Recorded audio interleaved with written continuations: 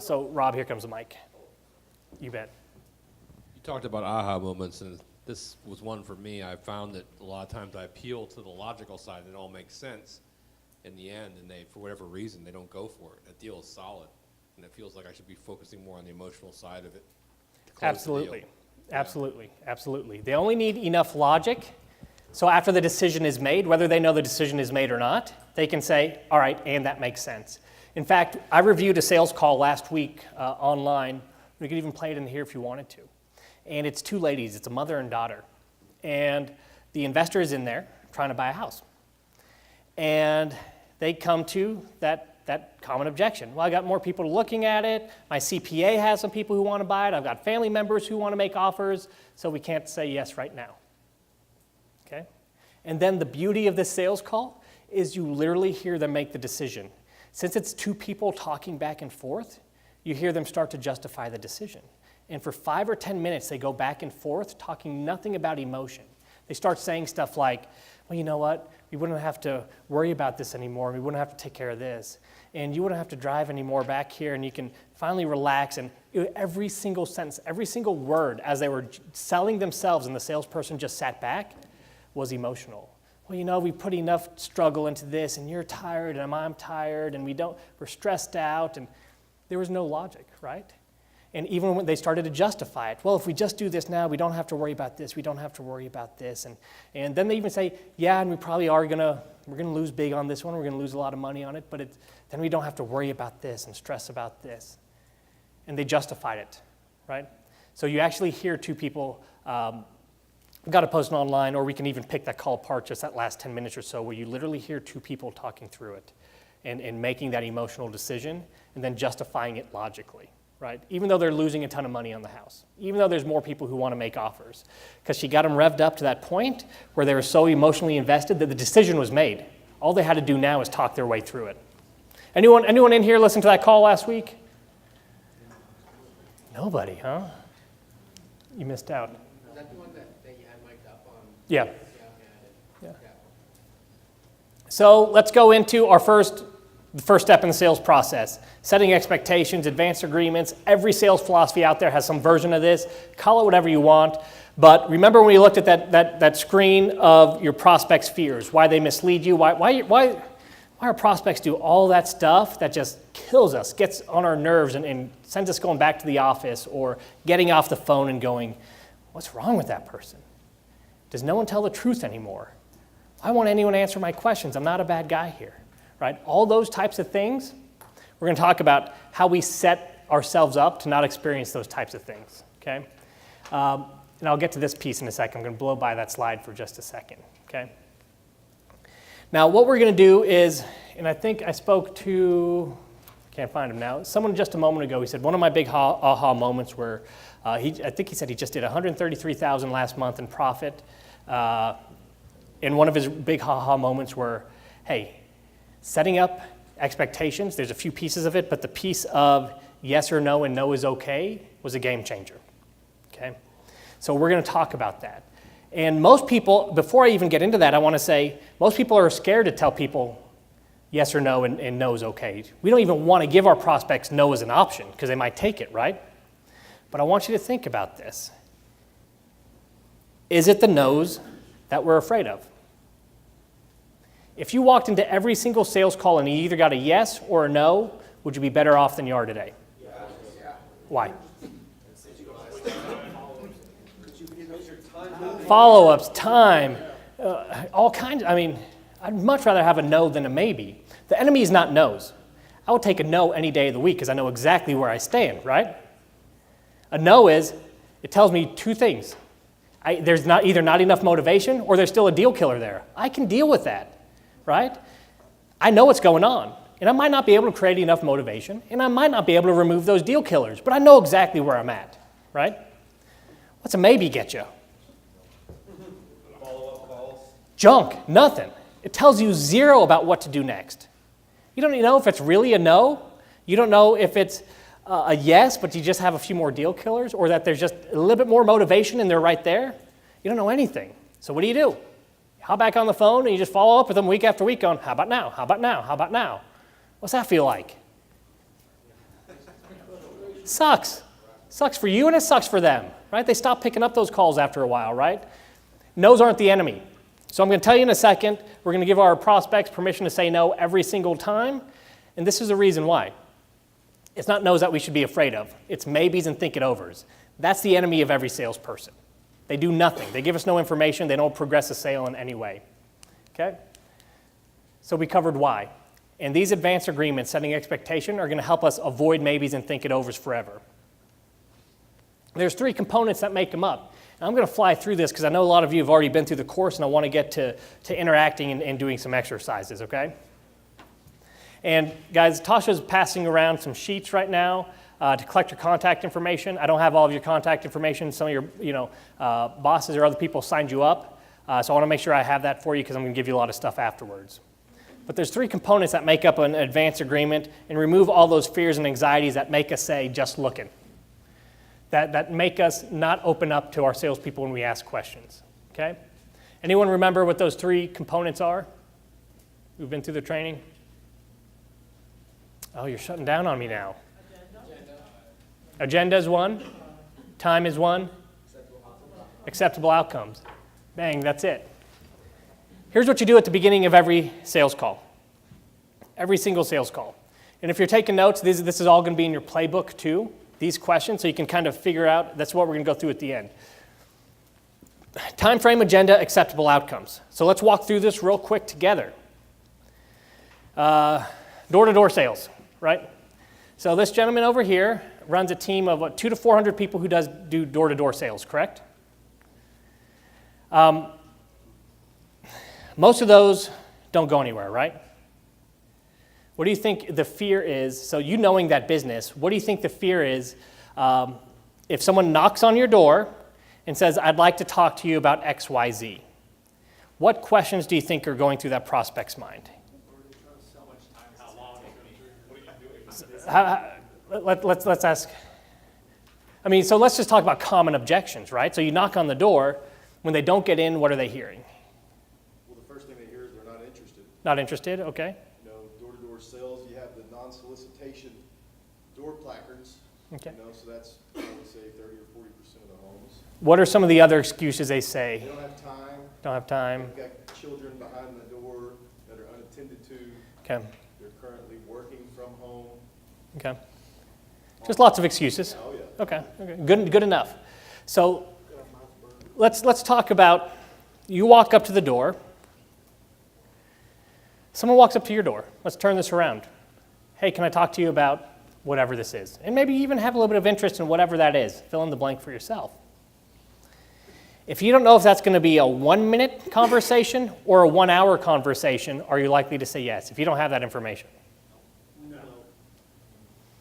If they say it's 5 minutes and that's acceptable, are you more likely to open up that door? Okay, time frame. Agenda.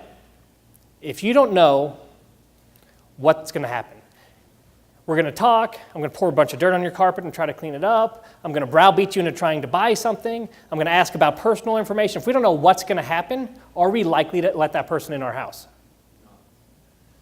Why? Fear of the unknown. You don't know. You don't want to agree to something that you don't know what's going to happen, right? So we won't. It's simple. And acceptable outcomes. So, all right, I know time frame and I'll let you in.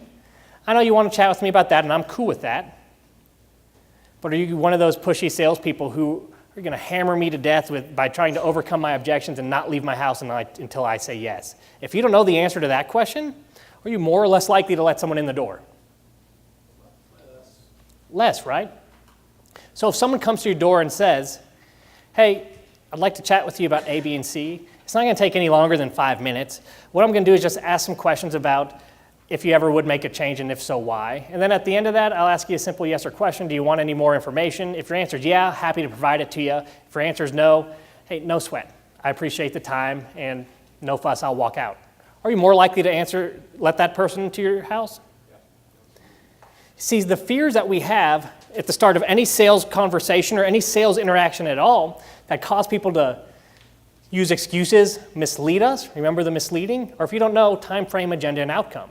So if you proactively let your prospects know at the beginning of every sales conversation, no matter what it is and where it is in the process, whether it's phone call or live, how long this is going to take, what we're going to do during our time together. And by the way, yes or no at the end. And if you say yes or no, it's not going to hurt my feelings. That's okay. I'm not going to browbeat you.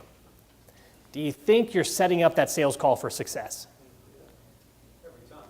Every single time. Every single time. You remove the fears that keep people from, or that make people really mislead you. You know, step number one in the traditional sales process. Does that all make sense? Are we all on board with that? John, quick questions? Go ahead. This type of stuff, these slides and things, these are available online, or do we need to be writing this stuff down verbatim? No, so the reason we're collecting your contact information is you'll get a portal with access to everything here. Outstanding. Okay? So don't worry about taking notes. Your playbook is going to be, when we get to the end of this, what we're going to talk about is, all right, so now that we understand it, how are you going to use that at the beginning of your phone calls going forward? If you go to the door and you have a sales call, what are you going to say when you walk in the door to relieve some of the, how do you use this then? So John, I come from door-to-door sales and we don't, we do thousands and thousands of sales each week and none of our prospects are ever waiting for us to show up. So Right. I'm new to this industry and you guys are working leads and you're expecting, I would never tell my prospect how much time it's going to take for me to sell them. Right. So is that something that we need to start to practice better? Absolutely. Why most people don't is because how long does it really take to sell them? In my business? Yeah, in your business. You know, Hour and a half? Half an hour. Most people say half an hour is too long. So you still use an advance agreement, but you can use this in any business, any part of the sales process. It might be an hour, half hour, and people will say no because that time frame is too long. That will also cause them to say no just as much as not knowing what the time frame would be. So what we do in that type of sales are mini advance agreements. Well, hey, what I'd like to do is come in, take 2 minutes of your time, ask you 3 questions, and at the end of those 3 questions, if you'd like to chat more, then we could go ahead and chat. If after those 3 questions you go, no, this isn't worth my time, then I'll bug out. All right, I can agree to 3 minutes. Okay, hey, we just hit the 3-minute mark, Mr. and Mrs. Prospect. Is this something you even have any interest in? Because if so, I've got about 15 minutes worth of information to share with you. And after we get through that, I'll ask you the same question. Is it worth going any deeper? If it is, I'll take 10 more minutes to tell you how we do business and what it costs. If not, I'll leave right there. See that advance agreement, how you get that buy-in? You relieve those fears. So you use it to get in through the door, and you just break it up into chunks because 30 minutes might be too long for someone to say yes to if they don't fully understand the time, the agenda, and the outcome. So you break it into small pieces. Guys, does that make sense to everybody? Yeah. It doesn't make sense how to set that up on a long sales call if you know they're going to say that's too long. All right, so John Sinclair at the back of the room, red shirt. You're talking a lot about in-person. Should we be using this on the phone as well? Yeah, so John asked in person to use it on the phone as well. Yeah, absolutely. So real life scenarios. So over the last 2 years, I've done a lot of work cold calling, looking for leads, right? So it's just calling all kinds of lists, probate lists, deceased, just any kind of list, we all get our hands on in this business. And which is more of a challenge, we use VAs. So there's a couple things working against us, some language barriers, people are unfamiliar with who's calling, why they're calling, and stuff like that. So the cards are kind of stacked against us. So we start off every single call with an advance agreement. In fact, when we don't, they ask us one of those 3 questions before they give us any information.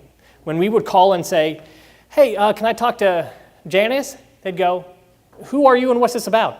Agenda, right?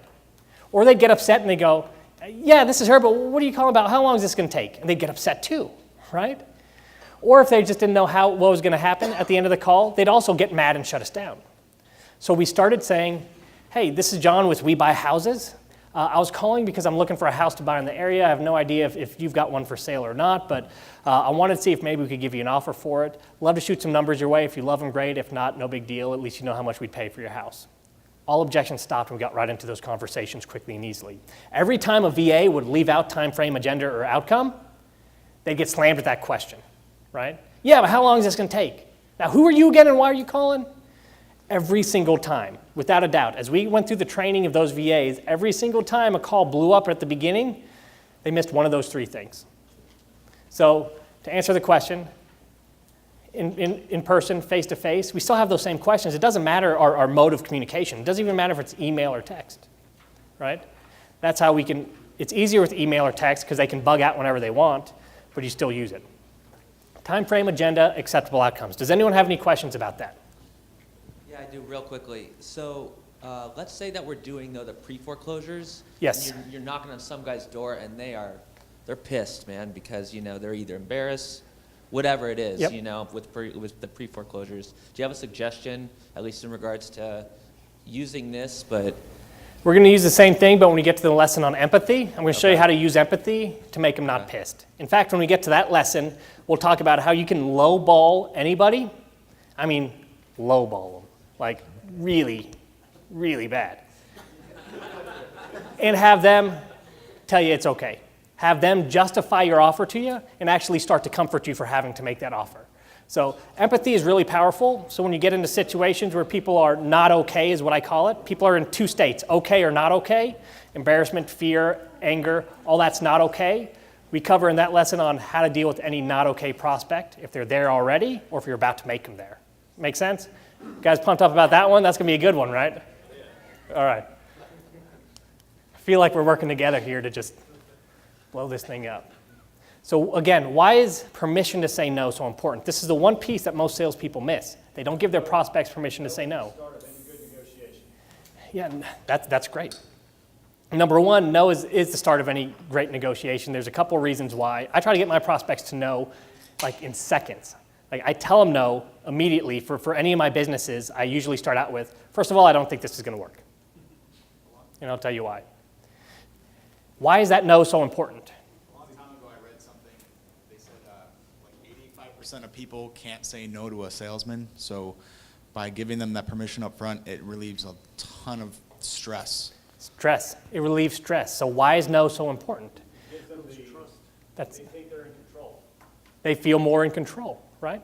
So let's go back to the sales process. Remember that ugly triangle we just saw? Motivation and then deal killers. If your prospect is afraid that no matter what they say is going to be met with some hard-nosed rebuttal, are they going to even tell you why they wouldn't move forward? What's getting in the way? That's why no is, the permission to say no is so important, right? Have you guys ever been in any sales situation where no matter what you said, the sales guy had some snazzy comeback and you're like, shit. Right? What do? You end up having to lie. You say, you know what, I don't even have ability to make this decision because I make no decisions without my wife. It would be divorce, case closed, right? You end up having to lie. When you don't have permission to say no, your objections don't come out. If the things that are going to kill the deal don't come out to the surface, can you deal with them? No. If your prospects are hiding what's getting in the way from them moving forward, you have no way you can deal with it. You cannot read their mind. That's why permission to say no is so important. In fact, the really good sales guys, as you said, Tony, start from a no, right? You want to get to no quick because once you give them a no, then all pressure to say yes is off. Now things can get real. We'll even talk about a sales strategy we use called ending the call to start the call, which is extremely effective, where if you're not breaking through, you wrap things up, you end the call, you say, okay, we can't do business, but thank you so much. By the way, now that it's over, can I ask you a question? And you're selling again. Extremely effective. I'm getting ahead of myself. I start to get wrapped up with this stuff. I love it. Pressure to say yes results in prospects misleading you. When pushing for a yes, there's something called psychological reactance that kicks in, and even if they want to say yes, it causes them to push back. Any of you guys ever been in an argument just because someone else was so adamant about their side, you took the opposite side even though you didn't believe it? Yeah. I find myself arguing with my wife all the time, and I'm like, no, I actually believe in that too. But you were just so gung-ho about it. I had to jump in on the other side and tell you why you were wrong. Okay? You're wrong. So let's go through an exercise here, okay? Now you can shout out the answers for the audio. I'll just repeat them. What industries are known for high pressure? We're not going to give you permission to say no sales. Timeshares, used cars, mattresses. Who was the mattress guy? Was that the mattress guy? Who sold oh, there's a guy who ran 250 mattress stores. Ken, okay. Is it a high pressure sale? Okay. What other industries? They don't give you permission to say no. Grant Cardone, fantastic guy. I don't agree with that piece of it, but that's okay, right? He makes up for it in other ways, right? There's, as I said in the beginning of this, there's tactics and there's behaviors. What Grant Cardone teaches are massive amounts of behaviors, right? 10x your prospects, 10x your salespeople, 10x everything. Because when your behaviors increase, even if you get no better at sales, you're going to make more sales, right? What we're covering, that's very important, absolutely important. But what we're covering here today is tactics. If I can't 10x my behaviors, how do I squeeze more juice out of what I've already got, right? How do I get more yeses? Instead of seeing 10 people instead of 20, how do I just get more of those 10 people to say yes? That's what we're specifically covering. Okay? How do we feel about those scenarios in salespeople, that high pressure stuff? Do we welcome it? Do we run from it? How do we feel about that? Let's get real. We avoid it. How do we protect ourselves from those salespeople? Lying and avoidance. We lie. Beautiful, right? We're either lying to them or we avoid the situation altogether. Fair to say? Carlot, can I help you? Just looking, right? Or we buy online, we avoid the salesperson altogether, right? Avoid or lie. So that's how we protect ourselves. Now, we're all good guys and gals in this room, but is it possible that when we're talking to our prospects, they might put you in the same box as those other salespeople that they're lying to or avoiding? 100%. It's 100% possible is what someone said. I think that's a yes. Definitely 100% possible, okay? How do you think they're protecting themselves from you? You've got to read their mind in order for you to know their motivations and their deal killers. How are they protecting themselves from you? Withholding information. Withholding information. What kind of information? Pain points, triggers, Pain points, triggers, ability to make decisions. ability to make decisions, everything? Everything. Guys, seeing how this is all playing into each other. This is why we got to look inward and figure out how we make decisions to deal with salespeople and know exactly what's going through our prospects' heads when we walk in the door. We walk in thinking, I'm a good guy. I'm not here to mislead anybody. If they want to do a deal, that's great, but if not, no sweat. I got 4 other houses I'm going to see. They don't know that, though, because we haven't told them. The advance agreement tells them. Here's what I'm here to do. Here's what I want to get out of it. Is that cool? Hey, what do you want to make sure you get out of it? All right, that's cool with me. Takes about this long. Is that still good with you? Awesome. Hey, by the way, at the end of this thing, we'll either decide to move forward in some form or fashion or not move forward. And if the decision is, hey, let's not move forward, no sweat. My expectations are actually that we won't move forward because I only buy 1 out of 5 houses of everyone I talk to. So if we get there, that's actually what I'm expecting. Planning the no right there. That's an advance agreement. That make sense? That's how you set up expectations for every sales call. Who has questions about how that's set up? Tony. Just to throw out there. So a lot of times what I'll lead with on top of a no or something of that nature is, hey, we only buy a couple of houses a week. We only have enough money set aside for this. If this one doesn't work, that's great. We got these other houses lined up to go look at. Not only does that allow them to say no, but it also puts a little grounded thought in there that, well, wait a minute, they're going to buy another house if they don't buy ours. So it kind of gets them in the mindset of Reversing okay, the paradigm. Yes, exactly. Yeah. And we'll get into that in psychological reluctance and in overcoming resistance, how you do that. And we'll hit that too, but absolutely. Steve. I'm curious to know your thoughts on what you, because I come across a lot of people that say just exactly that. And the feedback that I've gotten from a lot of homeowners is that just does not work for them. It's a turnoff. Okay. And so I'm just curious to know, like, if you would use the same approach or how you might phrase that differently. I'm not saying Sure. you're suggesting it's wrong, but No, different markets, different things, right? yeah. So let's go back, and this is a good time to probably say this to the entire group. Let's focus on the core concepts.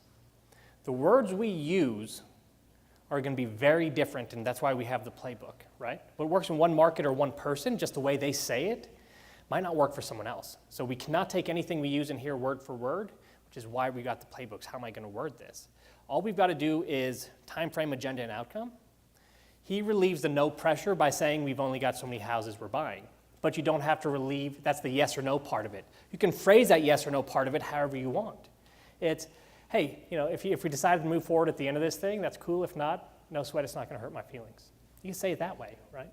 However you phrase it, all we're going for, the tool here, is make sure they don't feel the pressure that they're going to have to say yes. to relieve them of that pressure and fear will help everything we've got to do next. So that's it. So some people will use only so many houses I buy, because for Tony, that it clicks in their head, okay, there's lots he has to choose from. Yes is good, but no is okay too. But that's what it comes back to, is relaying the message that yes is cool. Love to buy your house. But if for some reason it doesn't work, not gonna hurt my feelings, we're fine. We'll leave it at that. That's the message. So we got to concentrate on that. So there's probably 5 or 10 different, and we're going to go through an exercise. We'll come up with a few different ways too here in a moment. So we also got something called the Ultimate Advance Agreement. Go ahead. Just to make sure. So outcomes, the main purpose of the outcome is just to establish. Go ahead. So the main purpose of the outcome is just to establish that no is okay. So however way you deliver that is up to us, basically. Yes or But no, that's and the no's main- okay. No maybes or think it overs. So outcome, as salespeople, we have to live by this rule. There is no longer such thing as a maybe or a think it over. There's yeses in our world or there's no's. Anything other than a yes, anything, is a no. You got to live by that. So it's, well, maybe. Hey, you know what? I appreciate that. But if after everything we talked about, everything we've gone through, at this point, if you're still not 100% sure we got to move forward, we got to just call it what it is. It's a no. Anything other than a yes is a no. Why would I say that? Why would I push someone towards a no like that? Because if it's a yes, they'll come back.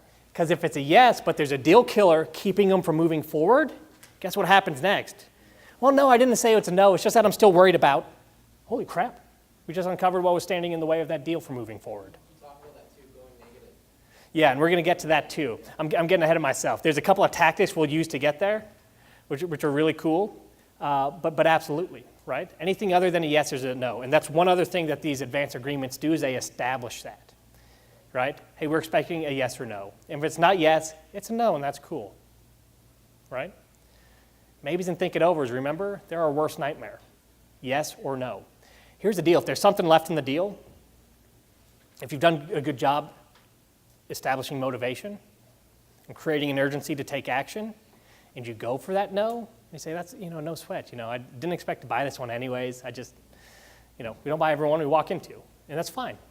But at this point, after everything we've talked about, if you're not 100% sure that this is the way to go, then we just got to call it what it is. It's a no, and that's okay.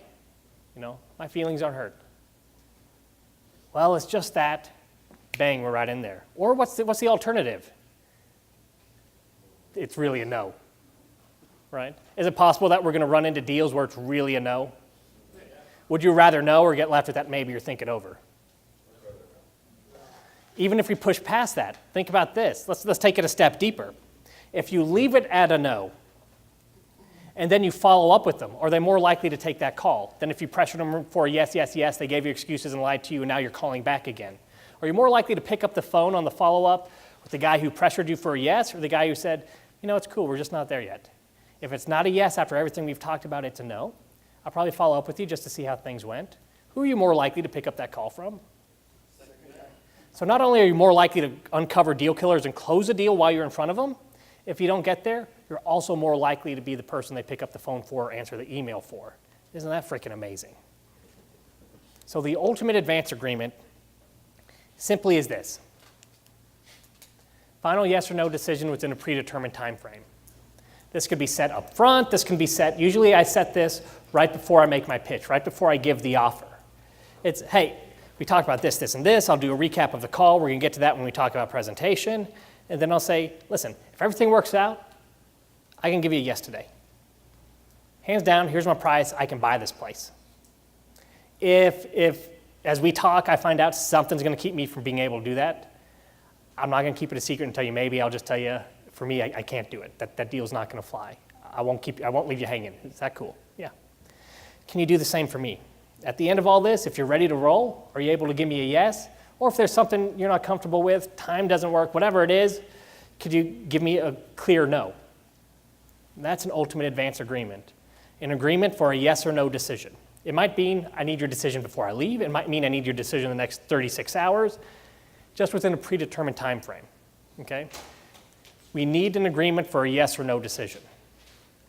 They won't always keep it. They'll tell you yes, and then they'll say, I need to think about it afterwards. That's okay, don't worry about that. We still need to use this for a couple of reasons, and we'll get to those. Why do you think that's so important? Anyone have any idea? Even though we know they're probably going to still say, I need to think it over. Jim?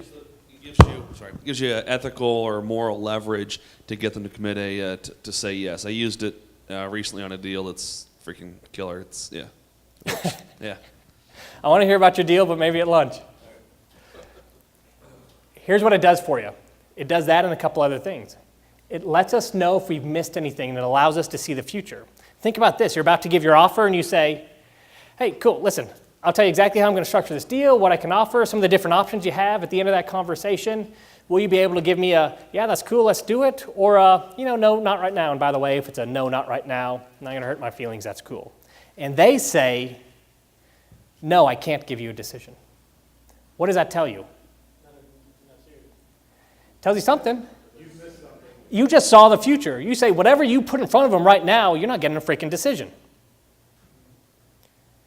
You missed something. There's either not enough motivation for them to want to take the action, or there's still some stuff that's in the way, deal killers, that you haven't yet removed. Before you just throw out your offer and go into chase mode and they're hiding, like the traditional sales process, before you even get there, you just saw into the future. I already know how this call is going to end before I give them the offer. How nice is it to know exactly what if they're going to try to give you a maybe or think it over before you even give them your numbers? It tells you right there if I've missed something. That prevents them from going dark. It also is going to encourage your prospect to render a decision, and it helps us uncover those deeply hidden concerns or objections. Well, no, I can't tell you right now because there's missing decision maker. I'm a little worried about this. I'm not totally sure how this is going to happen. I don't know where I'm going to go. I don't think my credit is good enough to go get another place. We uncover those things before we give our offer. We covered this going for the no and follow-ups. We'll get to more of that soon. So where can we use these advanced agreements in our sales processes? In what you guys are doing right now, every day? Whether it's over the phone, face-to-face, whatever. Where can we use this? Beginning and the end of every conversation. We didn't talk about the end of a conversation. Why in the world would we use this at the end of a conversation? Sets up the next one. How many of you guys have people you set appointments with, phone calls up with, some type of next step, and they delay or no-show? Just 2 people? 3 people. Oh, okay, now we're getting real. All the time, right? It's natural. It happens. It's very natural. This thing happens to all of us. So at the end of a sales call, try doing this. Use the advance agreement again for your next step. So the most common scenario is if there's going to be another phone call or an on-site appointment, right? You do the initial lead intake, you get some basic information, you decide, all right, I want something more. It might be another phone call, it might be extending this phone call, it might be someone showing up to the house to walk the property, okay? Are there any scenarios I missed there? What happens after extend a phone call, have another phone call, or send someone out? Are there any other variables there? Okay, that's basically it. So to keep people, so let's break this down. Look inward again. Why do you think a prospect, or why would you set an appointment but then back out or no-show? Any of you guys set up an appointment for something? Maybe a dentist appointment. Who knows? But as it gets closer and closer, you start to feel this pressure. You go, you know what, screw it, I'm just not even going. I do it all the time. Tell me I'm not the only one. I'll set the appointment, but the closer it gets, what am I thinking? Freaking, how long is this going to take? Is this going to be painful? What's the outcome? Is it even worth it? Right? I cancel appointments like crazy. It's like my worst habit. If you guys weren't all here, I probably wouldn't have shown up. Saw people on Facebook yesterday going, I'm in Springfield. I'm like, well, shit, this is real. I got to go. So we use it at the end of sales calls. We use it at the end of sales calls to relieve that pressure. Hey, great, listen. When Joe comes out there, super nice guy, by the way, he's going to walk the property, look at the condition. It's not going to take any more than 15 or 20 minutes to walk the property. After that, he'll start putting the numbers together. By the end of your time together, he'll chat with you about what you're trying to get out of it so he can structure the deal the right way for you to make sure you get exactly what you need out of it. And he'll give you the number, and you get to decide whether it's worth taking or not. If you love the offer, Joe's going to have the paperwork. He can write it up right then. If something's not right about it, you don't feel like it's time for you to move forward, that's okay too. We look at a lot of houses and we don't buy everyone. Do you think that prospect is more likely to keep that next step? Absolutely. You just relieve those same fears that would keep you from getting in the door the first time. So you use this at the beginning and the end of every single conversation you have to remove those fears. What's going to happen? How's that going to feel? All the fears that keep people from keeping appointments, taking appointments, talking to you, opening up, answering your questions. It's your job to relieve those fears. It's not their job to relieve them themselves. They've put up with 1,000 other salespeople who didn't do this and who rubbed them the wrong way and pressured them and made them feel like junk. So it's not their job to say, well, I'm going to give this guy a shot. It's your job to say, this is why you can give me a shot. Here's what's going to happen. That's on us as salespeople. It's our responsibility. So we got a question in the red sweater. Thank you. So commonly when I'm giving the advance agreement before, when making the appointment, so I'm at the point, are you ready to make a decision, yes or no? And we'll send out the guy. So typically, a common objection, I guess, is, well, I'm ready to make a decision, but there's other buyers that are coming to give offers too, and we're going to take the highest bidder. So then I usually say, well, let us be the last one, but I don't know what is the best way to handle that. Okay, is that on the phone or face-to-face? On the phone. Okay. Miami? South Florida. So we're going to hit that in depth. So let's first think, let's get deep with this stuff. If someone says, forget it, let's look inward again. Have you guys ever been in a situation where you're like, I'm going to look at 4 or 5 of these and then I'm going to make a decision, but you look at one and you make a decision? Yeah. All the time. Anyone, can anyone give an example of that? TV. TV, a car, a boat. Yeah, see, I know nothing about boats. I go to look at a boat, first frickin' one. I might be getting it might be bad, right? It might be a $20,000 boat I pay like 4 times for because I don't know any better, right? I should go look at more. Why would it be that even when we decide we're going to, let me ask a different question. Why do we want to look at multiple offers? Why do we want to look at multiple boats? Why do we want to look at multiple TVs or cars before we make a decision? What fear is that relieving? If I don't do that, here's what might happen to me. Overpay, leave money on the table. Remember, one of the key components, fears keeping people from moving forward. Am I leaving money on the table? Am I getting the best deal possible? So Diana, first thing we need to do is realize what fear is making them say that. It's the fear that I don't believe you're going to have the best offer. Or I don't believe I know how to judge your offer to see if it's the best offer or not. So the only thing I have to fall back on is to get multiple offers and pick the best one. Or else I'm still going to have the fear that I don't know if I'm making the right decision. Does that make sense? So that's the fear we attack there. The question isn't, how do I make sure I'm last look, which helps, right, if they're dead set on it. The question isn't, how do I overcome that? The question is, how do I get them to not be afraid of that anymore? So then there's multiple avenues we can go. Some people are really good at repair sheets. What I personally do is I don't know anything about homes. So I'm in a home, I set the stage early because I know that's going to come up. And I say, hey, listen, we'll go through this and this. We'll do the advance agreement. And by the way, I'm going to have some questions for you. Because I'll tell you what, I've been in this business a while, and I've bought a lot of houses. And it might surprise you, but the money piece, that's the easy part. We're usually the highest offer, bing, or right up there even with the highest offers. We pay fair deals for houses, right? What's more concerning to me, because I think the money piece will be easy, if you want to sell and I want to buy, simple. Our money's going to be spot on. But what's hard is, even when you want to sell and I want to buy, there's usually some other things that get in the way. Because it's hard to sell a house, buy a new place. There's lots of junk that gets in the way, so I want to spend our time talking about that. That's part of my advance agreement, because what that really does is it says I'm going to ask you about stuff other than just the house. So I'm getting ready to I gave them a little clue into what we're going to be talking about. And I just psychologically set that marker that my offer is good. And that one little piece alone, as silly as it sounds, gets a lot more people to that point where they're already believing my offer is going to be the best, because I put it in what's called the form of an assumptive question. An assumptive question will cover, it's what a lot of attorneys use to sneak information into their questions that the jury's not supposed to hear. All right, I won't get into that now. I get so excited about this stuff. But you sneak information into your question.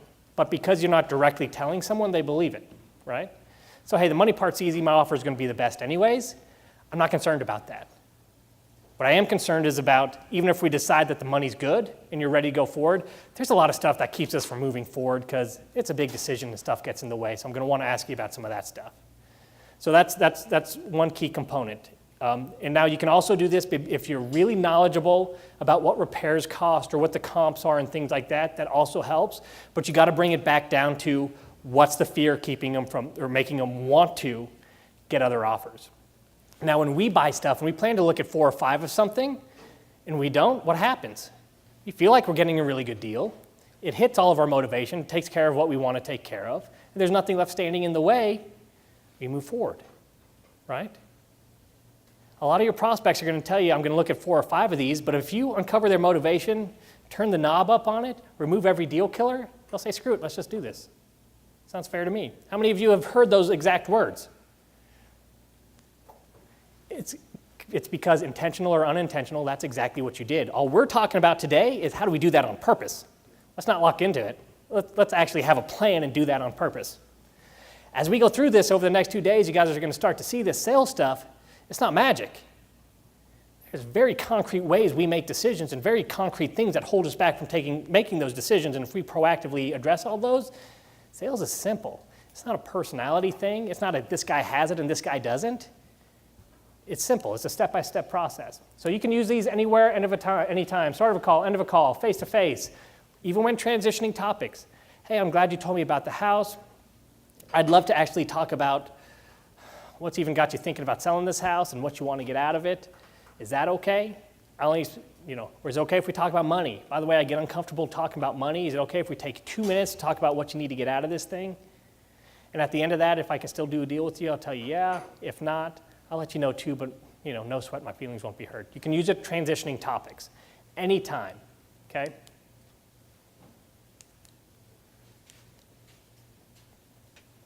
Okay, you want some quick examples?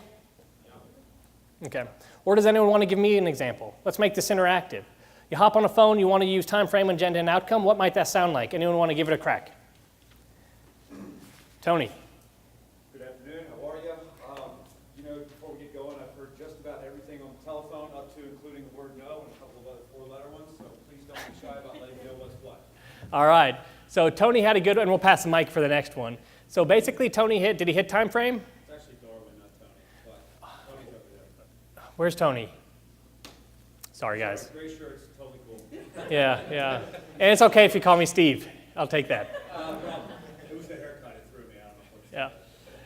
I'll go by Steve or any other, Captain Kirk, or was it Kirk? No, it was the other Star Trek guy. Vin Diesel. I'll take any of those. Bruce Willis, good. So did he hit time frame? No. It's okay, he got the other 2. Time frame might make it a little bit more effective though, right? Hey, it takes just a couple minutes. It doesn't have to be concrete, like, hey, this is going to take 14 and a half minutes. But it takes just a couple minutes. It can relieve that tension, right?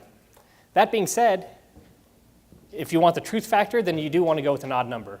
Hey, can I have 1.5 minutes to tell you exactly why I called? And at the end of that minute and a half, if you don't want to talk anymore, just let me know. You can hang up on me. It's okay. I come from the corporate world where we were calling CEOs and VPs. They don't have a lot of time for anyone, especially salespeople. So our advance agreement would always start super quick with, hey, this is John with XYZ Company. Can I have 2 seconds to tell you why I called, or do you want to hang up on me now? That was it. That was my advance agreement. Nobody hung up. They'd usually laugh. They'd say, all right. And there's also something called pattern interrupt in there, where you interrupt the normal pattern that they treat salespeople with. Usually, let's think about this too. When you guys get a call from a salesperson, a telemarketer, what's your go-to answer? What's your go-to response? That's quick, right? You either hang up or you got your one-liner, right? Pattern, you get thrown into that pattern. Salesperson, here's what I say. Pattern interrupt is, Everything we're teaching you in here today and tomorrow is to do the exact opposite of what every other salesperson out there is doing. And the reason is because if we get put into that salesperson's box, how are they going to respond to us? Like they do every other freaking salesperson, most times without even thinking about it. We just use that example. As soon as I know there's a salesperson on the line, this is what I say. I don't know who they are, why they're calling, I don't know anything. The advance agreement is a great pattern interrupt because nobody starts with it. Okay? That's one other thing that makes it so effective. It breaks the normal pattern, and no one goes into autopilot and gives you a bunch of junk they didn't even think about. If I get a call from a telemarketer, it's not interested, thanks. I don't know who they are or why they called, right? But I put them into, you are one of these, and this is how I treat you. I put them in that box. Do you guys do the same thing? Go ahead. Never Split the Difference with Chris Voss, that starting with no is like one of the most important things because people are so set up with the yes pattern, and when you say yes, you're committing. So people feel safe saying no. So instead of saying you have a few minutes to talk, first thing they think is time, how long is a few minutes, blah, blah, blah. We say, is now a bad time to talk?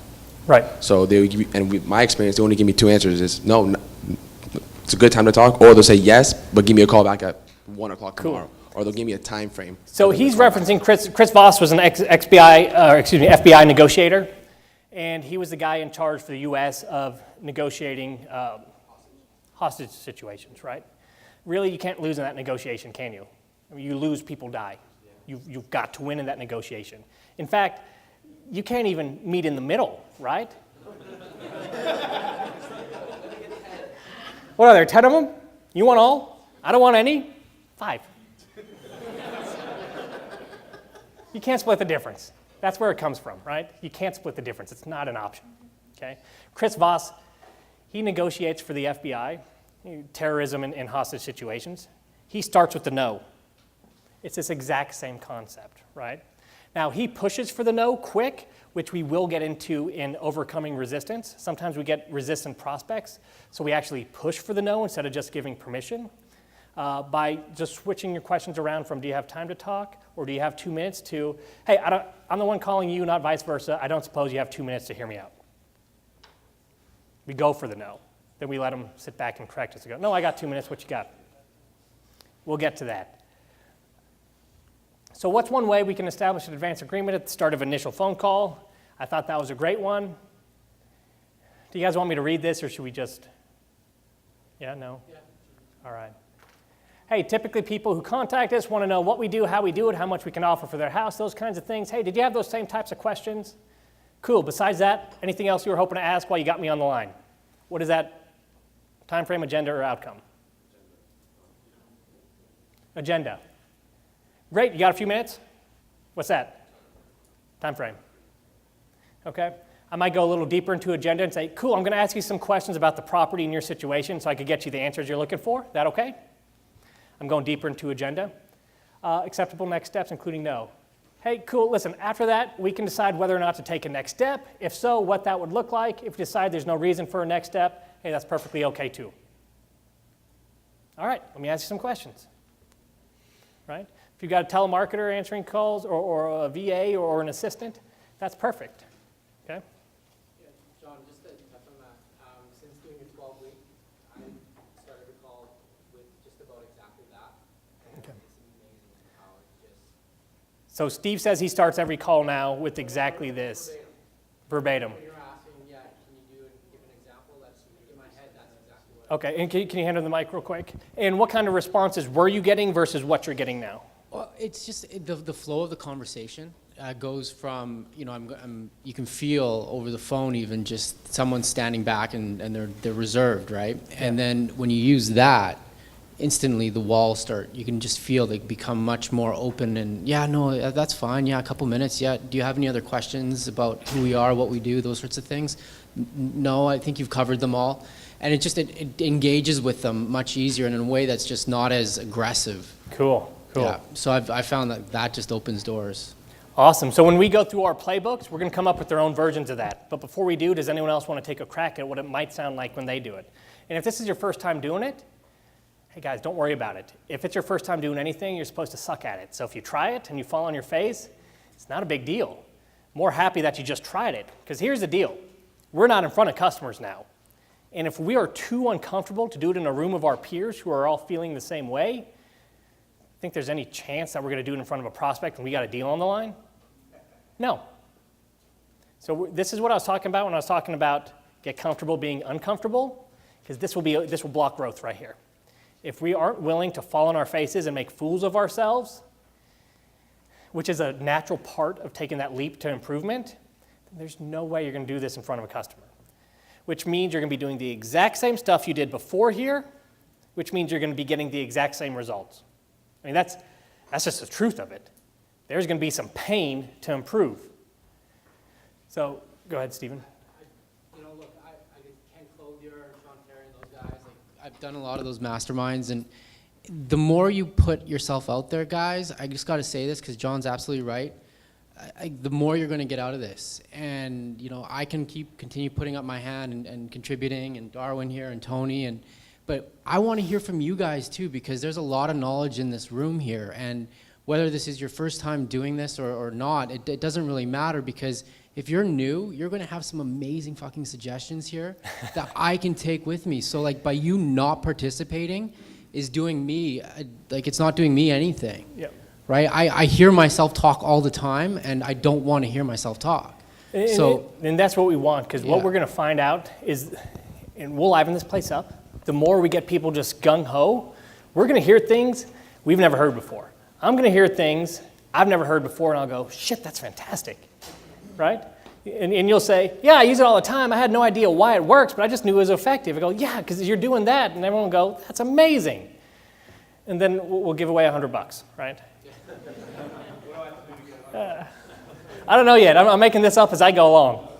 Yeah, there's actually, to touch on what you're saying, there's an organization that I've done some stuff with, and they do something called, They do something called Beer and War Stories. This is a very different place than where we are now, but it's a few veterans. And at the end of the event, I tend to think they should do this beforehand if it wasn't an athletic thing, is they sit around and they literally ask everybody in the room, we drink some beers and we tell some war stories, right? I work with Jared over there, and we're in the Phoenix market. It's very competitive, and I'm guessing if I tell a story about the worst deal ever, everyone else in this room has got that, right? And it does help, and Jared and I were talking about this on a long, dark car ride last night through the hills of Missouri. We flew into the wrong city. Oops. Not my fault, by the way. That's the boss man over there. But we were chatting about this because we have a lot of fun, and as I joke, my training style is we watch YouTube clips of Wolf of Wall Street, which I'm sure we've all seen, right? Yeah, little Jordan Belfort in here. But we were really excited because we are kind of in an insular world, right? It's competitive. We're in a competitive market. I'm guessing South Florida is also competitive. And hearing what's difficult in other markets is super valuable. So, I don't know if there's beer here, but beer and war stories, for lunch. Hey, at the ball game, there'll be beer. Yeah, so not advocating, day drinking or whatever, but I definitely, he's in, and he'll buy $1,000 worth of guns when he doesn't even want to. So, yeah. But we've all done that. We've all done done that. But yeah, seriously, it definitely helps. And I'm here to listen to other people's stories as well. Yeah, so I think that the point is that if we were all middle schoolers, this would be the room that says this is a safe place, right? I guess I have those now. It's a safe place. We can fall on our faces in the name of improvement, right? And you spent the money to get here, so Yeah. you may as well play. So I'm gonna push you. Steve's gonna push you. I think we're all gonna all push each other to get out there and go, you know what, shit, I'll give it a shot. And then you say, man, I goofed that up, didn't I? Well, I'll have a good chuckle, right? And that's it. But until you do it, if you don't do it in here, you won't do it at all, right? If you don't do it at all, why are you here to begin with? If we just leave with the knowledge, but we don't know how to apply that knowledge, it's useless, right? It's absolutely freaking useless, right? And besides that, it just helps us learn. Hearing something or reading something and doing something is different than actually trying it, right? I can read about judo all day. I'll never become a judo champion by reading about it, right? I can know every angle, I can know every move to counter move and counter strike. Until I get on the mat with someone and start actually applying it, do you think I ever Can you read your way to that? You can't. So right now what we're doing is reading. You gotta get on the mat and work it out, right? So I know we just beat that dead horse to death again. But I think it's important because what I don't want to happen here is for anybody to leave and go, I did not get out of that what I was hoping to. Number one, because you paid good money to be here. Number two, it's gonna suck for my future sales. All right, that's good, we can laugh. I'm a sales guy, I sell stuff. It's okay, I'm okay with that. So, let's go on to the next one. I think we're good now. Who wants to take a crack at an advance agreement you can use at the end of a sales call to set up your next step? So Jim? So to set up the acquisition appointment? Yeah, if that's your next step, go for it. So I did this recently. It's one I referenced earlier, so it's the exact script I used. Lead came in, saw his asking price, and asking price is pretty reasonable. And I said, Chris, I said, no promises. I said, but I think I'm going to want to buy your property. I said, well, we'll see how it goes once I go there and take a look at it. When would you rather meet? 8 o'clock tonight or 9:15 tomorrow morning? He said, let's do 9:15 tomorrow morning. I said, I'll come out. I said, but there's something I ask of you. Are you okay hearing that? He said, sure. I said, when I come out, I said, I'm going to commit to you right now that I'll actually make you an offer on your property. It might be your asking price, might be less, probably won't be more. He laughed. And I said, and here's the only commitment, I'm committing to do that to you. Here's the only commitment I want from you. And this is a question I had for you, John. We'll get to that in a second. And that is, if I make you an offer, you are totally okay to say yes. You're under absolutely no obligation. Of course, it's your house. You might want to say no. I don't know. The only thing I ask is that you give me either a yes or a no when I'm there. And if the answer is yes, we do the paperwork on the spot so you and I both know where we're going. Can we agree to that? So I guess my question for you, John, is I'd make a whole lot more bigger deal out of agreeing to it and committing to it once or twice or 3 times on the call instead of just saying that we're going to do a yes or a no. What's your thoughts on it? Yeah, so 2 things. Number one, the more commitments you get for that, the better. But you have to emphasize the no. If you're emphasizing yes, yes, yes, they're going to start to feel pressure. You don't want to emphasize a yes. The important thing is to emphasize a yes or no, and no is okay. We don't care if it's a yes. We don't care if it's a no. What we care about is, do I get a decision, right? A lot of salespeople will go for the commit to a yes. Hey, if this is something you like, can you commit to a yes? Even just saying that, I'm starting to feel a little, no, you know? And so it's decision. I don't care if it's a yes or a no. You want to get a little fancy with it, you can even go, I'm assuming it's going to be a no, right? Or, hey, 9 out of 10 are no. I'm looking for just the right house. May or may not be. I didn't buy the last 9, so hey, maybe we'll get lucky. Whatever you want. But it's decision, not yes, but yes or no decision, and no's okay. You got to emphasize the no. That's the only way that commitment works. If anyone feels any pressure whatsoever for a yes, they will push back, they will hide, they will mislead, they'll do all those nasty things we as salespeople despise. There's an example. We did that good enough. We'll hit some more examples. What's one way to, this is an important one, establish an advance agreement at the beginning of a sales call? So I'm going to preface this. We're going to get into motivation here in a second, which is the key driver for sales. Emotion drives sales, and this one part of our sales process is going to, it heals all. You can kind of junk everything else, and if you get really good at the motivation part, you're golden. You're going to do a lot of deals, right? It's really important. But in order to be good at that, you got to set it up right. So this one's really important, right? When you're on the actual call, whether it's on the phone or face-to-face, but you're getting ready to go through the rest of the sales process and make an offer, this is absolutely vital. So what do you guys think is a good way to set up a sales call when you arrive on site, maybe even before you walk in the door? Or if you do it over the phone, how do you do it on the phone to set yourself up for success over the next 15 to 45 to 60 minutes? Saul? Yep.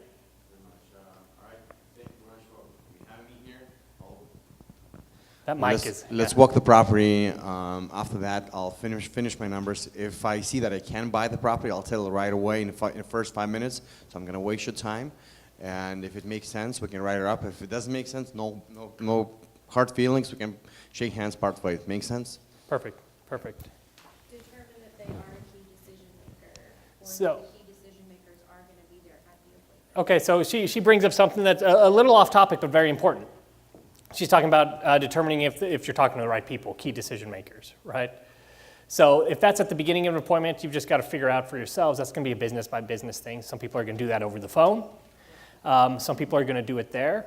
I usually uncover those, try to do it a little over the phone, but uncover them in the deal killers. Because usually early on the sales call, even when arriving in first sight, you still haven't built rapport, you still haven't done anything, so their guard's still usually up, which means you're probably still being misled.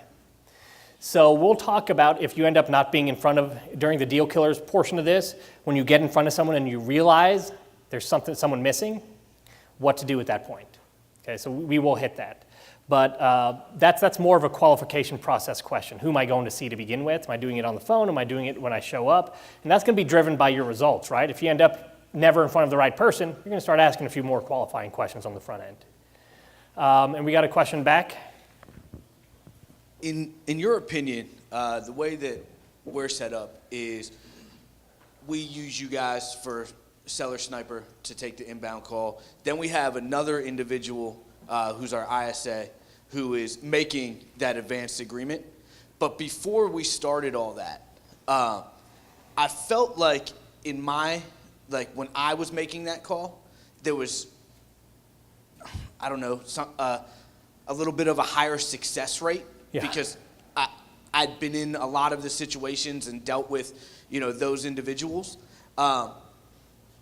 Is there a way, in your opinion, for that ISA with the amount of calls we do, we flip around 250 to 350 homes a year, and is there a way to make that transfer a little bit smoother so our success rate, or should I be? From initial call to inside person, or Sure, inside we person get to the outside information person. from you, and then we have one woman who sits Yeah. there and pretty much makes those phone calls, has access to my calendar, Yeah. and pretty Sets much up the schedules call. appointments, and I confirm appointments, and I show up and go buy a house, along with different bank owns and different stuff like that. But on my cash offer deals, my question is that ISA, is there a training or a thought process to bring my success rate in her handling those situations? So when the you same set way up your that own I would? appointment, you're more successful than when Yeah, she like sets up your appointment. my Okay. advance agreement, I feel like covers some, even if we tell her train, go over, she's not sitting at houses with people and sitting at their kitchen table and buying homes and dealing with some of those Yeah. empathetic issues that we're going to run into. So we'll hit that real quick then. Yeah, there is a way. And you just kind of answered your own question. She hasn't been there, she hasn't done that. Immersion training. Get her in there to just shadow, not say a word on 3 or 4 appointments so she sees what's going on. That's it. And go ahead. And Ken, and I'll repeat. Could you grab the mic?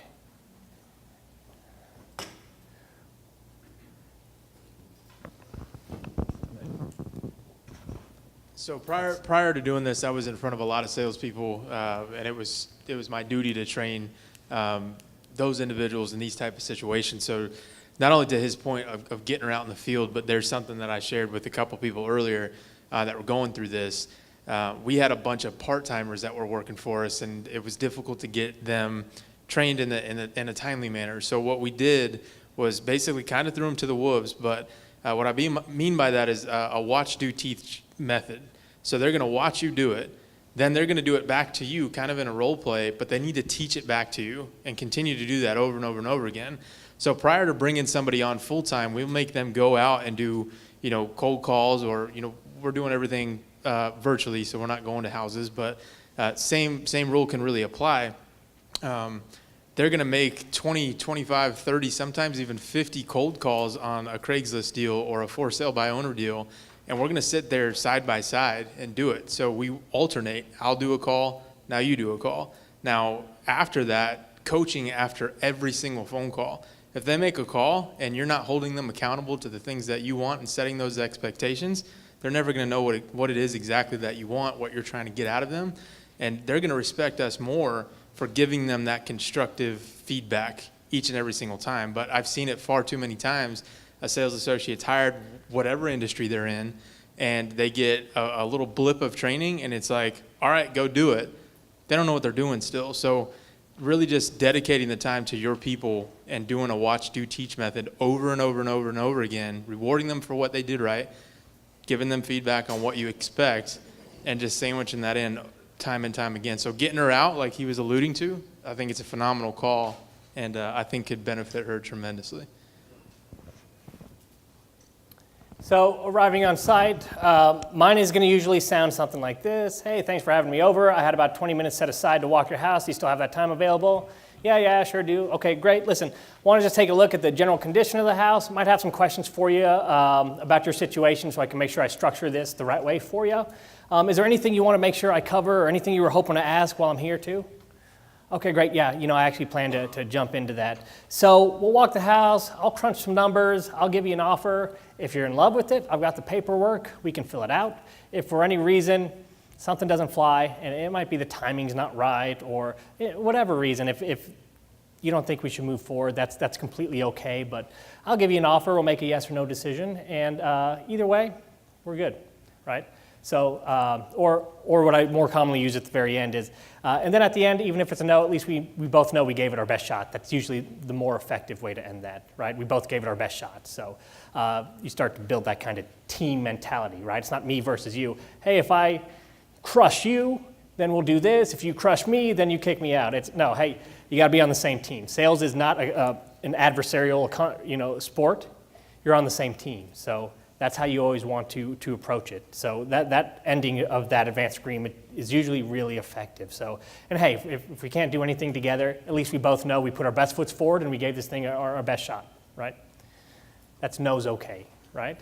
That's just another version of no's okay without saying no's okay.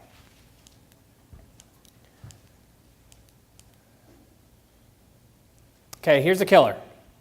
Even if you do everything right, everything we talk about over the next 2 days, you will get to the end of sales calls and you're going to get maybes and think it overs.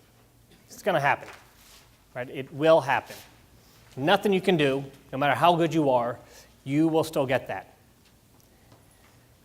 What will you say when you get that maybe or think it over? And this is going to be a case-by-case basis, right? What I say is not going to be what you say.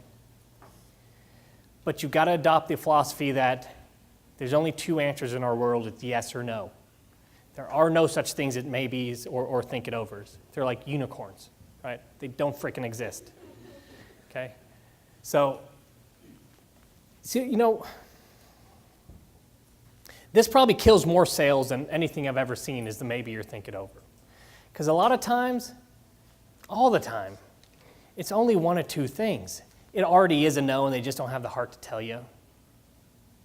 Or they'd like to, but there's still something they're not sure about. There's still something they're worried about, still something they don't have the complete answer to, something that's worrying them a little bit. And if we could just get past that, we can do a deal.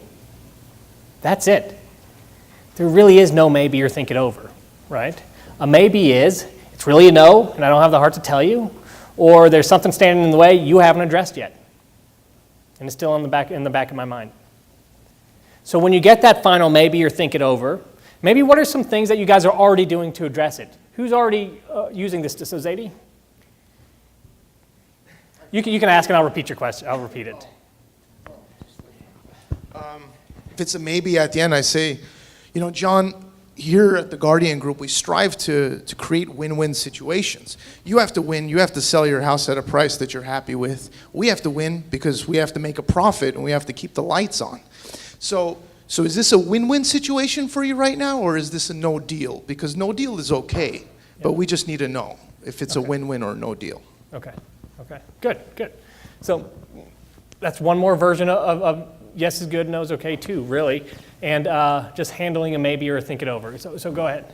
One thing I do that works for me is usually when they're saying maybe, they're kind of on the fence, I say, well, it seems to me like you're seriously not interested in selling, you're not considering. I kind of do a takeaway, and then they come back, well, I really am interested in selling, so that kind of just puts their guard down. You do that takeaway. Good. Does anyone else have any examples of what they use? They might be using this or not using it, or, but just you do it naturally. What do you do?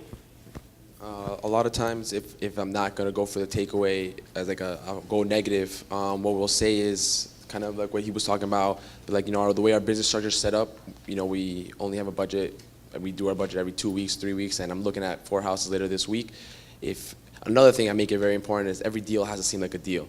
Even if we know we can buy it at the price, it still has to be, I need to make a call.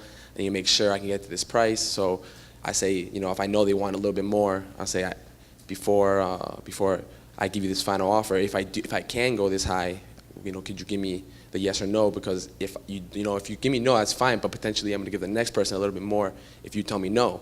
So if you tell me yes, then we can make this happen. I need to get the approval, of course, but if it's a no, I need to know because the next appointment I can potentially offer him a little more.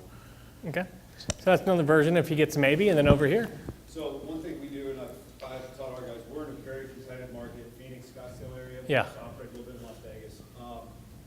One of my examples in theory is, Oh, go ahead. So one thing we do is I've told the guys that a lot of our prospects, we're in a very what I call informed market. So everyone's got Zillow, everyone knows their Zestimate. We all love that word. Is that I tell them that, obviously this business, wholesaling, buying homes, has exploded in the past 5 years, we'll call it, right? It's all over social media, everything. And I say, look, if you've got a maybe, or if we've got, I've got 3 more people coming to look at my house, which is just another version of I need to think it over. I say, listen, you need to understand something, Mr. Seller. Say I'm trying to buy Jared's house here, and you need to understand something. There's a lot of people in this business, a lot of people who are just in this business, and every deal has to work. It has to be profitable. So if you've got 5 other people, we're all going to pay about the same for construction costs. We all have insurance. We all have overhead. What's going to happen is that someone is going to come in here in the next 5 days that you're going to call off Craigslist or someone, and they're going to blow my offer out of the water, right? I'm at 190. He's going to come in here and he's going to offer you 250, all right? That's not a workable deal, right? This person is going to build up your hopes, build up your dreams, and then 3 days before it's time to close and you actually get some money, this person's going to be on a very extended vacation and their phone's going to die, right? They're going to have battery issues or something's going to come up. And we address this a lot, and we've actually been able to pull some deals back out of the ditch that way, especially in the competitive markets, because it puts doubt in the seller's mind about your competitors. Oh, Right. Yeah, this guy beat him by 10 grand, but I don't know, with the repair costs, like that guy was pretty businesslike, et cetera, et cetera. So a couple things to that. So can be effective. There's usually though if they come up with, I like to put it in their court. So what's a common occupation? What's a common occupation for the people you go see? Just yell something out. A nurse. Okay. So you're nursing. So you say, well, let me ask you a question. Nurse. Any nurses in the room? We do have nurse in the room. Police officer, nursing, real estate. The guy knows it all. So what is a common procedure that you would do when taking care of a patient? What's an everyday thing you would do? Blood pressure. Okay, let's say blood pressure. How long does it take to take someone's blood pressure? About 2 minutes, 3 minutes. Okay. So let me ask you this, Rob. If you and everyone else you know is able to take someone's blood pressure in 2 minutes, and I came to you and I said I could do it in 3 seconds, what would you say back to me? Go for it. Why would you say that? It's faster, more efficient, quicker. Do you think I could pull it off? No. If 3 investors offer you 90 grand for your house and one says he can do 125, what would you think? That'd be questionable. Okay, that's how you disqualify the high offer right there. Okay? You just bring it back into their world. Okay? Whatever they do for a living, whatever they know, Joe Plumber, how long does it take to fix a leaky faucet? 30 minutes. Okay? Is that how long it takes for everybody? Yeah, about everybody. Well, maybe 35, I'm pretty good. Got it. What if you went in to bid a job? Or no, let me ask you this. How much does it take? Not what time, how much does it cost? I'll fix a leaky faucet for $45. Okay. Is that the going average? Yeah, that's the going average. 45, 55, fancy pants down the street charges 75, but he's a little full of himself. Got it. What if I told you I could fix your leaky faucet for $2.50? I'd say you're full of shit. Got it. If there's 4 investors offering you 90 and one offers you 250, what would you say about that other investor? He's full of shit. I didn't say it. Right? Bring it into their world. If we try to convince somebody why it doesn't make sense, we're going to get into something called psychological reactance. They'll push back. Whenever it's their idea, it works. So whatever you do, Going forward, whenever you think I've got to convince somebody of something, you can't.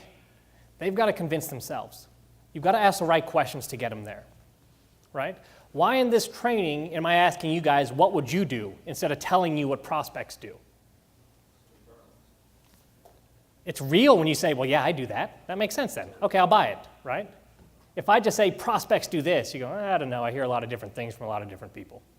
But if you say, yeah, I do this, I get it, now it becomes real. Now we connect the dots. A lot of times when I get a maybe or I need to think it over, I use a lot of the same like takeaways and going negative and things like that and what you suggested, but is often just stating the obvious and not skirting around the whole conversation. And it'd be like, John, when we first started this conversation, we talked about this whole concept of giving me a yes or a no. I'm getting a maybe from you now, and you've told me you want to sell your house. I'm literally here stepping forward, raising my hand, saying, I want to buy your house. And you've told me now yes, or you told me a maybe, or I need to think this over. So either I'm missing something or you're not really interested in selling your house. Which one is it? Perfect.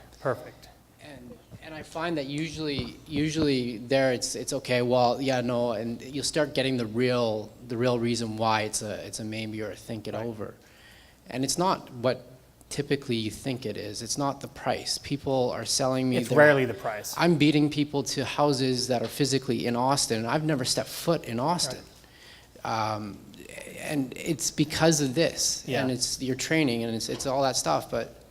And that's a technique, and I don't even know if we've ever gone over it, but that's a technique called mind reading out loud. So it's another way to address objections where it's basically, you guys know you get all kinds of answers and you go, it's either this or this. And really it's either there's not enough motivation or there's something we didn't uncover. Mind reading out loud is when you just literally say what you're thinking. Hey, I hear that a lot. Usually when I do, it's because of one of two or three reasons. Either you're not really interested, you think you can get a better offer somewhere else, or you really just don't even need to do that, whatever it is, you read their mind. So then you just ask, which one is it? Or is it something I've missed completely? All right, you can just read their mind. So that's what Stephen's using is mind reading out loud. The template for that is, usually thank you for sharing that with me, but usually when I hear that, people say it or ask it because of A, B, or C. Which one is it? That's it. And did we have another question before we push forward? Ken? Just a quick question. I was on a call recently and was told that it was too aggressive. It was, I need to think about it. And my response to that, I need to think about it was, hey, I can completely respect and understand that. However, in most cases, you had reached out to us previously and had already thought about it. So what is it exactly that you need to think about? What is it that I may be missing that I could help answer for you?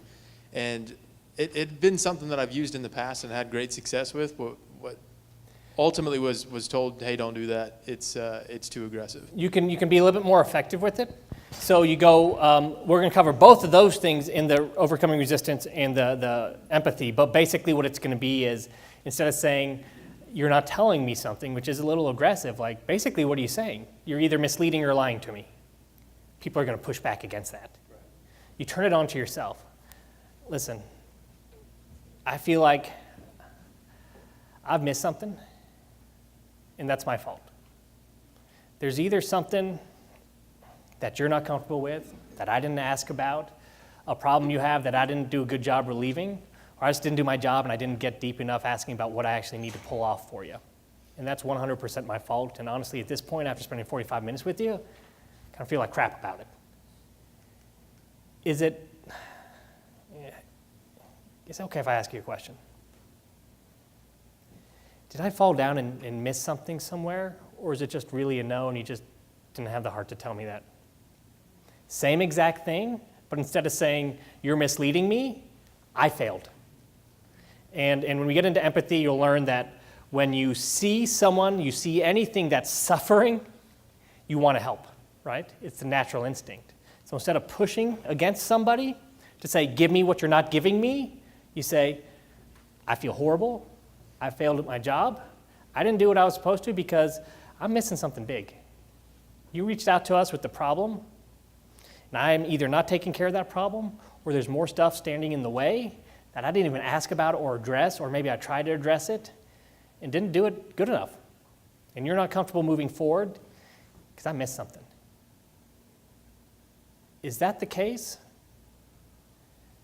Or is it really just a no, and you're a super nice person and you didn't have the heart to tell me no, because that happens a lot too. I can tell you're obviously a nice person, right? That's how you flip it on them. Make yourself feel bad, and if they're lying to you, make them a hero. Make them a hero for lying to you, you know? Usually when people don't want to tell me everything, it's because, you know, if they don't want to tell me no, it's because they're a really nice person, and it sucks to have to tell someone no, and it doesn't feel good. Is that what's happening here, or is there something I missed? Right? Got it? A little off topic there, but we'll roll with it. So a bunch of ways you can go with that. Whenever you get a maybe or a think it over, it's a no. That's it. Give them permission to voice the real objection and move on, or to tell you it's really no. I think we just covered 4 or 5 ways to do that. We all solid there? Yep. I had a question. Go ahead. Hi, and just to sort of like get your thoughts on it, we've recently experienced where we have sellers asking us to leave the written offer. Hey, can you just leave me the contract? I want to take a look at it. We want to walk away with a no. Yeah. But you also feel like, is it gonna make me look bad if I don't really leave the contract? There's really nothing to hide, but we just want to, I don't know, just to get your thoughts on that, because it's recently happened to us where they want the offer just so I can review it. It's not that often that it happens. A couple things you can do.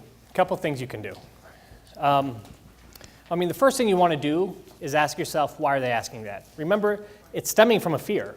What aren't they sure about? What are they afraid of? Is it that there's legal jargon in there and they're going to get caught with their pants down? Is it that there's a better deal out there? Is it because it's really a no, but that's the soft way of telling you no, right? And we'll get into that in happy ears and some other stuff. But number one, I try to identify that by going for the no. Number two, if you just get to that point and you're leaving a contract, think of it this way. Your contract, your offer, is your only piece of leverage as a salesperson. In any sales situation, you're talking to each other. When you're conversing, it's because you want something from them and they want something from you. Let's not beat around the bush, right? You want their time and you want the conversation and you want a chance to make an offer on their house. The only reason they're talking to you, for the most part, unless they're elderly and they're just kind of lonely, which happens, right? But usually the only reason they're talking to you is because they want something from you. What does that want? What do they need from you? Price. Not even the money. They want your offer. That's your only piece of leverage. The second you give up your only piece of leverage, they never have to answer the phone or talk to you again, right? Can we agree on that? How many people, they're your best buddy, you're going back and forth. They might even be blowing up your phone and texting you. You give them the offer, poof, they're gone. You just gave up your leverage. So if you get stuck in that situation, there's 2 things I'd recommend. Number one, make it a no, but not a no right now. Hey, that's great, but listen, we see a lot of houses, and obviously I can't have 40 offers floating around the city. What I could do is, this offer is good for the next, set aside a time frame. After 24 hours, we can revisit it, but I can't honor it any time past 24 hours, right? So that's your no, but not no right now, right? Your yes or no, and no is okay, is just any predetermined time frame. Sometimes it's going to be this appointment. Sometimes it's going to be 3 days, 5 days, right? We did extensive work on this with express home buyers on the East Coast. They buy and sell a lot of houses out there. They're everywhere, right? And they scale that business rapidly. And they give, I think, a 36-hour or a 3-day, and then the contract's void. And just setting that stop date increase sales like crazy. The other thing you can do is you can leave that contract and you can leave it open, but keep some leverage by giving them a bracket, a range. So, hey, here's what I can do. This is real estate, market's changing all the time. We're buying and selling houses. I can leave you an offer, but I can't leave it down to the penny. What I can do is we'll buy this place anywhere between, depending on when we get our hands on it, is we can buy it between 110 and 125. If you get to the point where you're like, all right, let's talk further, we'll dial that in down to the penny and decide if it's worth it or not. That way you give them what they want, but you retain some leverage, so if they want to move forward at all, they've got to pull you back in. Does that make sense? They can't just shop your offer. They can't shop a range around, right? Can you beat this? Right? So that's how you can also box out your competition. So we've got a question up here with two quick. make it really hard for DocuSign. people to. It's hard to print off. It says void. Like, I mean, it's not something that people will go out and shop around. Like, you can send it to them, but they're not. A lot of people have trouble printing DocuSign. Yeah. So. Okay. Good tool. And Jim. Yeah, back to your question. One of the questions we get, objections we get sometimes is, somebody says, well, I need to have my attorney review the agreement. And so the first thing I say is, okay, great, no problem at all. And we talk about something else. And then I'll move on and say, now once your attorney gives you the green light, because he will, I've never not gotten the same page with an attorney, what other questions do you have? And sometimes, some of the most profitable deals we've done, they don't have an attorney. They never met an attorney in their life, let alone get to send one to review the contract. They just want, there's another objection they hadn't told me, so I just kind of got past You it. planted the seed. That again is remember my offer is always good? The exact same thing, right? Hey, totally cool. Yeah, I mean, our offers are always the highest or right up there with the highest. That's not the sneaking that piece of information in. That's what Jim just did there is, hey, awesome, he can review it. Never, ever had an attorney review get in the way of a deal going forward. That's cool. Change the subject. He just planted the seed and moved on, right? So relieve the fear of, oh, okay, there's something screwy in the contract. Or also giving themselves a chance to uncover anything else that's potentially holding back that they say, I have to do this because I'm uncomfortable with this, that they might not share. Did we have any more questions before we move forward? One right here. We got lunch in 30 minutes. Real quick, back to the attorney thing. If some people are like that, they're just like, I'm not signing or doing anything without my attorney reviewing it, et cetera, et cetera. Do you have any strategies of way to overcome that for them to still walk away with a signature, other than adding that? Yeah. Does that happen a lot? Yeah. Like yeah, how often? Recently, it's happened probably four times in the last month. Especially South Florida. So Yeah, the big question there is why? Is there really an attorney involved? And a lot of times no, sometimes yes. Oh dear. No, that's not good. That's not good. I wouldn't. Just that. A lot of times though, what I tell them is, let's call the attorney right now. Let's get the attorney on the phone right now, and I want to speak to him, and let's hash this out, and just to make sure that we're moving forward. But still, I don't leave with the contract signed, and there's that possibility of them shopping, of them going another way. And if you don't leave it signed with you can do an addendum or write something in. But even now they're signing something, so some people are like, I'm just not signing anything. Like, right. Even though so I'm usually in those cases, everything, yeah. It's probably not an attorney. So what you need to do is you skip that step. It's called what happens after what happens next. Okay, I don't usually train on this, but it's a good one. So let's break it out. No, it's called what happens after what happens next. And what this tactic does is it uncovers whether there's any truth to what they're saying or not. So here's how it works. All right, what happens next? I got to take it to my attorney. Awesome, sounds good. Very common, never stopped us from doing a deal. Cool with that. Once your attorney signs off on it, what happens next? If they're dumbfounded, they're full of it. Okay, if they say, well, then we do this and this, then there might be an attorney and you get it to them. But it's always what happens after what happens next. Assume that next step goes according to plan and ask your prospect what happens next. If they're absolutely dumbfounded, you've missed something. Go backwards, not forwards. Right? Does that make sense, everybody? Steve? Just to add to that, a lot of people that we deal with, they're in some sort of distress situation. They can't necessarily go and afford to speak to an attorney and pay an hourly rate of whatever it is, $200 for an hour to go over a contract. And so going with that in my mind, I use a title company to close. I have a real estate attorney. So I just say to them, I tell them, I say, hey, look, does your attorney, will they charge you? Well, I don't know, maybe a couple $100. Well, hey, look, you can use my attorney. They're bound by privilege. They have to, they're there to protect you. They're there to protect me. You have any questions about my contract, the contact information's right there. Let me know, and I'll set up a time for you to go meet with them. Usually squashes it right then and there. Yeah.